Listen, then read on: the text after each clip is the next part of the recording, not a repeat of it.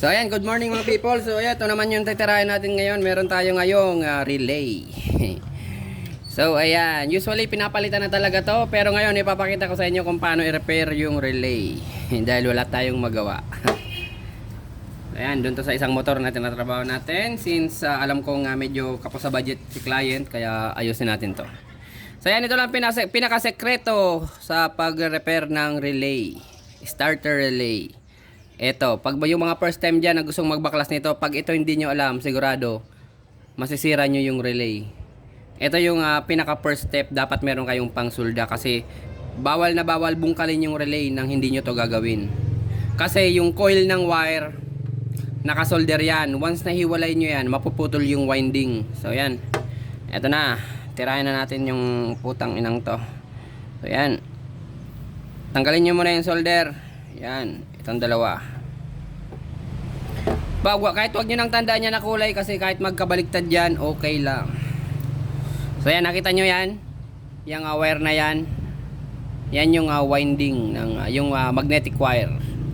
So yan, pag hindi nyo yan tinanggal na solder na yan, ang mangyayari, mapuputol. So yan, lagyan natin ng solder. Soldering lead yung terminal. Alam nyo ba kung bakit kailangan natin lagyan ng lead? Magtataka kayo kasi syempre aalisin natin tapos dadagdagan ko ng lead. So yan, ito yung rason yan kung bakit dadagdagan natin ng lead kasi iinitin natin yan tsaka igaganyan natin para matanggal yung kasi kailangan mabigat yung lead para ang paghulog sabay-sabay kasi kung hindi natin yan dadagdagan hindi yan matatanggal ng lubusan. Yun kung makita nyo tanggal na. So make sure na yung terminal na sinasabi ko is gumagalaw-galaw na siya, meaning disconnected na siya. So yan, hindi pa disconnected yung putang inang to. Yun, disconnected na. So yan. So yan, tanggal na. Tanggal na ang putang ina. So yan. Tanggalin natin to. So ito na yung second step, tatanggalin natin to. So ayan, ulitin ko, ang issue nitong relay is nagkiklik lang pero hindi siya tumutuloy. Pag sino-circuit dito, gumagana yung starter. So 100% yung relay yung problema. So yan, tatanggalin nyo lang to. Yan. Magsasabi na naman dyan yung iba, ba't di na lang bumili? So ayan, bumili na lang kayo, may pera naman kayo. Ayan. Yung may-ari nito walang pera. So ayan, balik community service yung trabaho natin ngayon.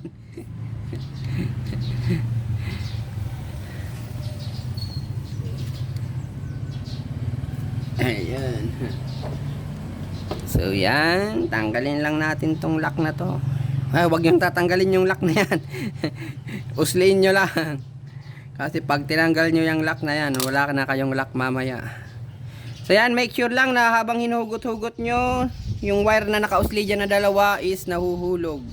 So yan, ito yung sinasabi ko. Yung dalawa na yan, pag yan nahugot nyo nang hindi nyo tinatanggal yung solda, dedo. So yan, ito na yung i-repair natin. Actually hindi natin siya i-repair, lilinisan natin siya. Kasi wala ka diyang gagalawin maliban lang sa lilinisan mo yan. Oh yan. So yan, magtataka kayo kung bakit ganito yung boses ko. Kasi boring na boring ako ngayon. Kakatapos na lang natin mag-welding. Yan. Tapos tanggalin nyo yung nut, ihuhulog nyo yung dalawang terminal na yan. Yun! Yan. Yan. Yan, so yan yung lilinisan nyo, yung mga contact point na yan. Napakasimple lang, di ba? So yan, kaskasin na natin yan ng cutter. Kung wala kayong cutter, liha. Kung wala pa kayong liha, bumili na lang kayo ng bago. Ayan, liyain na natin. Usually binababad ko to sa ultrasonic cleaner para malinis, kaso syempre hindi lahat meron ultrasonic cleaner, kaya dito tayo sa mano-mano. So yan, linisin natin. So yan, babawasan natin yung cut sa video ngayon kasi puro na lang tayo reels. Long video naman tayo ngayon. Since walang kwenta yung ginagawa natin ngayon, maganda tong i-video. Yay! Yan, linisan natin. So yan, 1,000 grit yung liha natin, kaya ang bagal, ang tagal-tagal kaskasin. Kaya ito na lang, cutter na lang yung tirahin natin. Mamaya pag ako nagalit, titirahin ko na to ng grinder.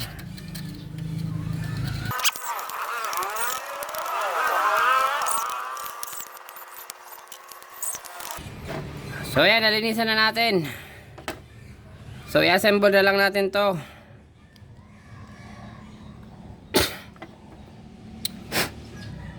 Yan, sa pag-assemble, simple lang. Ilagay nyo lang tong gitna na yan. Huwag nyo kalimutan yung spring. Ipasok nyo tong dalawang poste na to.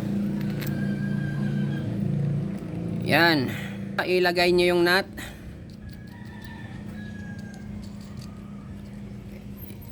Yan.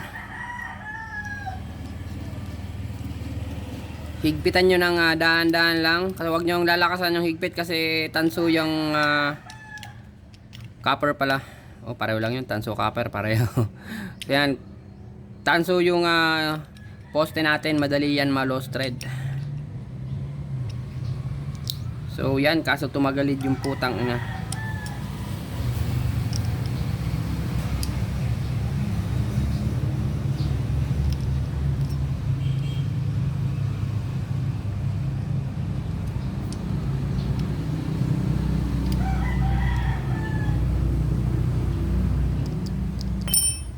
So yan, ipapakita ko na rin sa inyo kung paano gumagana tong tanginang to. So yan, ito yung dalawa, tinutulak yan ng spring sa gitna. Tsaka ito, tinutulak yan pataas. Pag nag-apply kayo ng electromagnetic dito sa coil na to, aatras tong titi na to. Yan, pag atras nyan, syempre ito, aatras din pababa. Kaya magko-contact yung dalawa.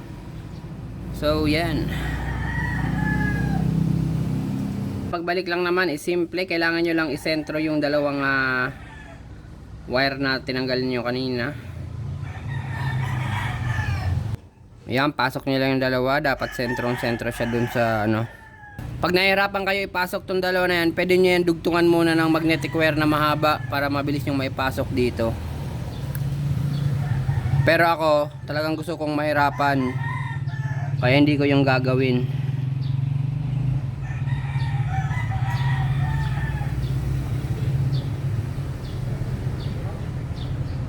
Tulad ngayon, no, kanina pa hindi ko pa siya napapasok.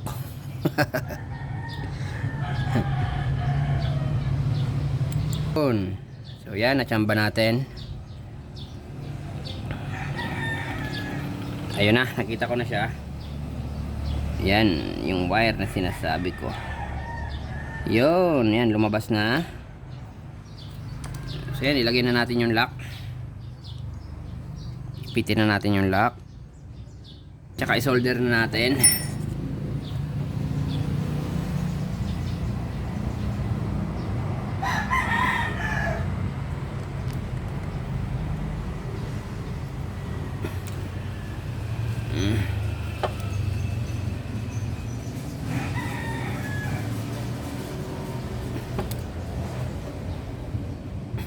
Tsaka testing. So hindi nyo pa pala matetesting kasi hindi nyo pa nalalagay yung wire.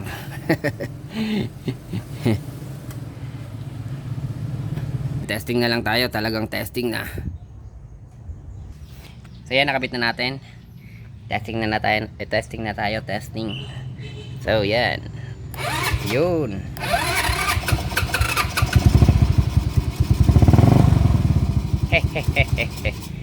Okay na. Thank you.